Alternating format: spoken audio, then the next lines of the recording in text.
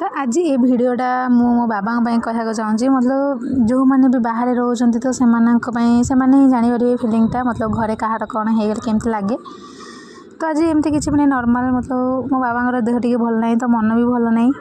तो बहुत ये लगुच कि निज ऊपर खराब लगुच कि एत इमरजेंसी भी जापारूँ आम मैंने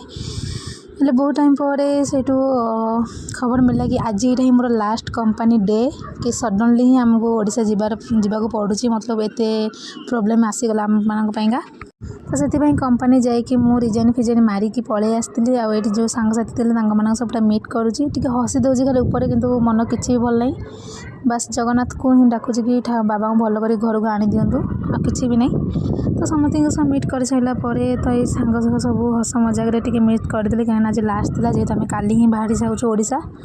तो रूम को पलि आसती आईटी भी मोर गोटे सांग आसते मीट करने तो सब मीट करी चलीजी काली ओडिशा तो देखा नेक्स्ट वीडियो ओडिशा जावा वीडियो तो रोचे जय जगन्नाथ।